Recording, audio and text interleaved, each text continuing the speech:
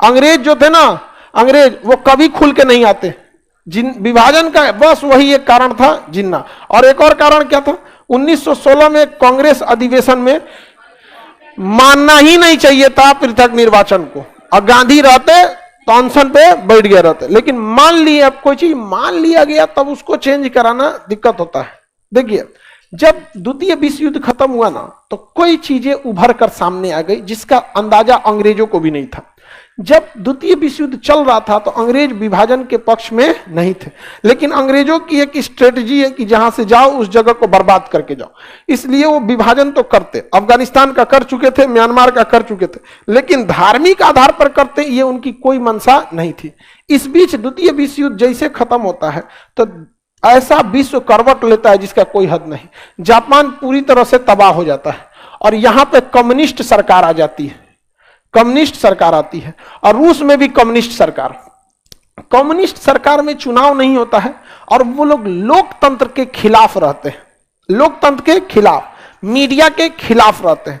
जैसे चाइना, वहां स्वतंत्र मीडिया नहीं है, स्वतंत्र मीडिया नहीं है, चाइना के खिलाफ रहते हैं वहां पर। तो ये दोनों ये भी कम्युनिस्ट हो गया, ये भी कम्युनिस्ट हो गया। अब ये दोनों मिलके अमेरिका के खिलाफ और पूरे यूरोप के खिलाफ हो गए, क्योंकि यहां डेमोक्रेसी है और डेमोक्रेसी वाले का कम्युनिस्ट से जमता नहीं है। कम्युनिस्ट में क्यों रहेगा, तो शी जिनपिंग को देखिए ना, चुनाव नहीं होता है। पुतिन को देखिए, चुनाव नहीं होता। चुनाव जब होगा ना तो सरकारें जनता की चीजों को ध्यान से समझेगी, इंटरनेशनल शांति चाहेगी, क्योंकि जनता अल्टीमेटली क्या चाहती है, शांति। अब यहां द्वितीय विश्व युद्ध के बाद पूरा सिनेरियो चेंज हो गया यहां पर। अब क्या करना है, इस कम्युनिस्ट को रोकना है, इस कम्युनिस्ट को रोकना है। अब कैसे रोकिएगा, तो उस कंडीशन में एक ही इनको देश दिख रहा था, इंडिया। इंडिया ही रोक सकता है, लेकिन इंडिया भी किसके फेवर में जा रहा था, रूस के फेवर में। किसके फेवर में, रूस। और यहां पर उन्होंने बैठा दिया इजराइल को। किसे बैठा दिया, इजराइल को। तो पूरे मुस्लिम वर्ल्ड किसके खिलाफ हो गए थे, सब यूरोप वालों का। तो यूरोप वाले के 2 बार खिलाफ हुए थे सब पूरे मुस्लिम वर्ल्ड यहां पे। एक खिलाफत आंदोलन में जो प्रथम विश्व युद्ध के बाद हुआ, और एक फिलिस्तीन को लेके जो द्वितीय विश्व युद्ध के बाद हुआ। तो उसने देख लिया था एक चीज को बहुत भली भांति कि उनके सामने एक समस्या है, ये अरब वाले अगर एक हो गए तो यूरोप वालों के लिए दिक्कत हो जाएगा। और अगर भारत स्वतंत्र हो रहा, भारत टेंशन फ्री रहा, तो ये तीनों अगर एक हो गए तो क्या होगा, गड़बड़ हो जाएगा। उस समय पाकिस्तान, चाइना कब्जा नहीं किया था हम लोगों के ऊपर, इसलिए उसको लगा कि भाई साहब ये गड़बड़ हो जाएगा यहां पर। तो इन अरब वालों को कंट्रोल करने के लिए उन्होंने क्या बनाया, इजराइल। तो ये पश्चिमी एशिया, मिडिल ईस्ट को कंट्रोल किधर से करेगा, इजराइल से। इजराइल से कंट्रोल करेगा। अब फिर इसको कंट्रोल करने के लिए उसने पाकिस्तान लाया था। क्या लाया, पाकिस्तान। उनकी मैच फिक्सिंग हो गई। सोचिए, हम लोग अभी राज्य राज्य खेल रहे हैं और देश देश खेल रहा है सब। हम लोग अभी यूनिवर्सिटी खुलना चाहिए कि नहीं, मगध यूनिवर्सिटी का पेपर सिलेबस सही से होना चाहिए कि नहीं होना चाहिए, बिहार एसएससी का पेपर कैंसिल होना चाहिए, अभी सोचा देश देश खेल रहा है सब। इस देश को मारते हैं यहाँ पे। और शुरुआत से उनकी टेक्निक यही रही है, हमेशा से वो इजराइल को हथियार दिए हैं और कहें अरब वालों को मारो। अरब वालों को इतना मारता है दौड़ा दौड़ा के यहाँ पे, जिसका कोई हद नहीं। जीना आराम किया है फिलिस्तीन वालों को। उसके बाद से अंग्रेज आएंगे, फिलिस्तीन वालों को ब्रेड देंगे, खाना पीना देंगे। कब मार दिया तुमको, गलत किया, कहा मारा तुम यहाँ फिलिस्तीन में, कहा मारा यहाँ पे। अब बाकी अरब देश वाले फिलिस्तीन के साथ गलत हो रहा है। इन लोगों ने फिलिस्तीन के लिए किया क्या है, एक ना स्कूल खोला है बढ़िया, ना कोई यूनिवर्सिटी खोली है, ना कोई हॉस्पिटल खोला है। दुआ मांगे हैं सब, बस फिलिस्तीन के लिए अच्छा हो। तो दुआ मांगने से वहां क्या हो रहा है, कोई ठोस कदम नहीं उठाया है किसी ने फिलिस्तीन के लिए।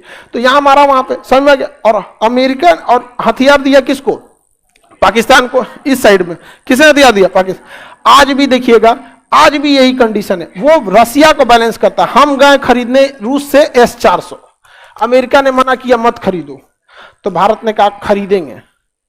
अमेरिका का ईगो हर्ट हुआ, कहा कोई बात नहीं। पाकिस्तान को दे दिया F-16। पाकिस्तान को क्या दिया, उनका ये चेक एंड बैलेंस है। अब भारत कभी भी खुल के भारत अमेरिका के खिलाफ जाता ही नहीं है, क्योंकि जहां खुल के अमेरिका के खिलाफ जाएगा, रूस के जहाज पुराने पड़ चुके हैं और अमेरिका के जहाज मॉडर्न है। रूस के जहाज बड़ी लड़ाइयां में अभी नहीं उलझे हैं और अमेरिका हर साल कहीं ना कहीं लड़ाई लड़ता है, तो उसके हथियार एडवांस है, बहुत सारी चीजें हैं यहाँ पर। तो भारत जहां और ऐठेगा तो उसको F-18 दे देगा, समझ में आ गया? हमेशा काट देता है। इसलिए देखिएगा भारत कभी भी अमेरिका से जहाजें नहीं खरीदता है, लड़ाकू जहाजें, क्योंकि हमको देगा ना तो उसे एडवांस किसको दे देगा? पाकिस्तान को।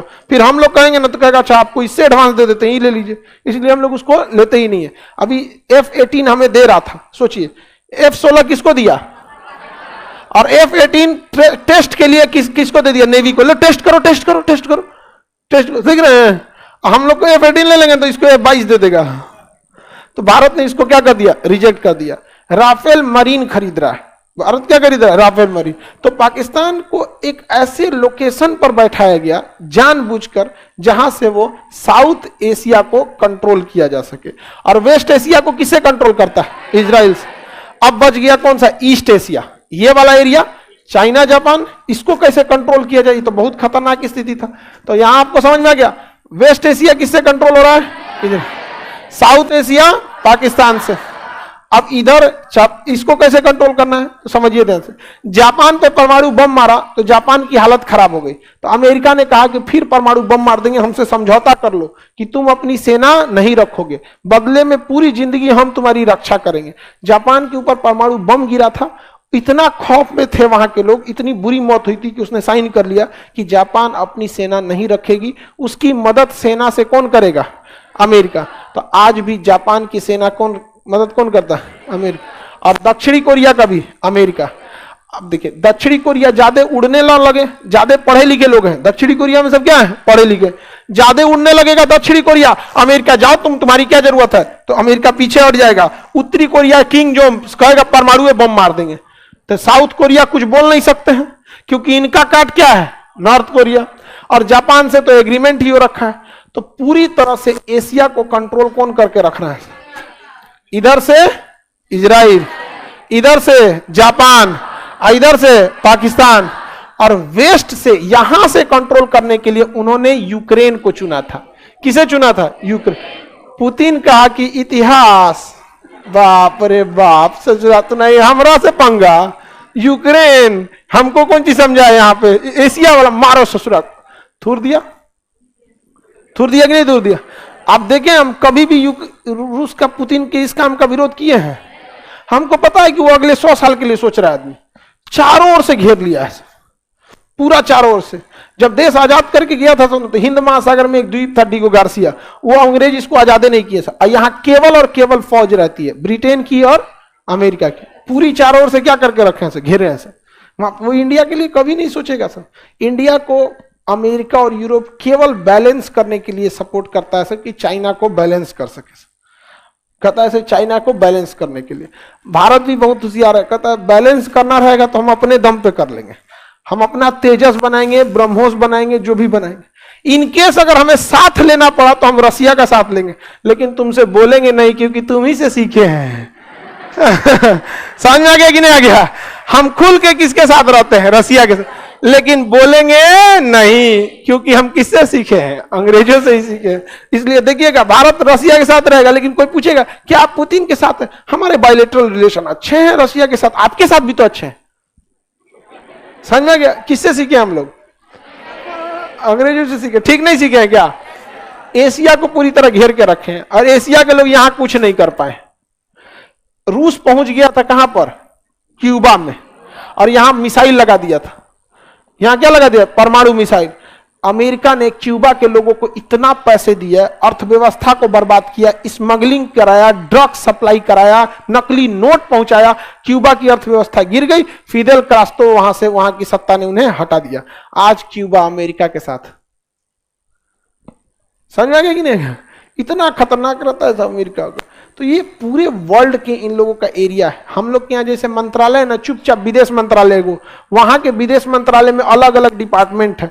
ये मिडिल ईस्ट देखते हैं, देखते नहीं है, ये देखते हैं कि इसको चौपट कैसे किया जाएगा, मिडिल ईस्ट को, इसको सबको मार। देखिए 9/26/11 हमला हुआ ना, हमला हमारे ताज होटल पे, ताज होटल पे हमला हुआ। आज तक हाफिज सईद घूम रहा है। अगर हम लोग उधर हमला कर देंगे ना, मानवाधिकार का हनन हो गया, ऐसे गलत हुआ। अमेरिका चल आएगा। कश्मीर में ऐसा नहीं होना चाहिए। खुद कश्मीर में ऐसा नहीं होना चाहिए तो खुद अफगानिस्तान में घुस के तुम क्या किया था? हम अपने देश में नहीं कर सकते, तुम दूसरे देश में कर दिया था। इनकी किसी की कोई हमदर्दी नहीं है। चेक बैलेंस समझते रहिए, यहां हो गया। इसलिए भारत भी बहुत होशियार है। भारत अपना रिलेशन किससे रखता है ठीक ठाक? इजराइल से। अरब वाला घुसिया जाते हैं सब, अरे इजराइल से तुम रिलेशन रख रहा है, हमारा दुश्मन है। कहा नहीं नहीं नहीं, हम तो जानबूझ के रखते हैं कि कभी आप लोग में विवाद हो तो हम सुलझा दें इधर से। हम पेट्रोल आप ही से खरीदते हैं, समझा गया कि नहीं? बैलेंस करके तुम लोग की लड़ाई में हम काहे को मरने जाएंगे यहाँ पे, किसी को दिक्कत? तो ये अंग्रेजों की बहुत लंबी नीति होती है। ये आईआर में और डिटेल से पढ़ेंगे, इंटरनेशनल रिलेशन में। दक्षिणी कोरिया को बहुत सुंदर होगा, मतलब टेक्नोलॉजी बहुत ज्यादा है दक्षिणी कोरिया का। दक्षिणी कोरिया के लड़का मेकअप करता है ज्यादा, साउथ कोरिया का लड़का ज्यादा मेकअप करता है, लड़कियों से ज्यादा मेकअप साउथ कोरिया में। इंडिया का लड़का तो खुदे अच्छा होता है, मेकअप की क्या जरूरत है?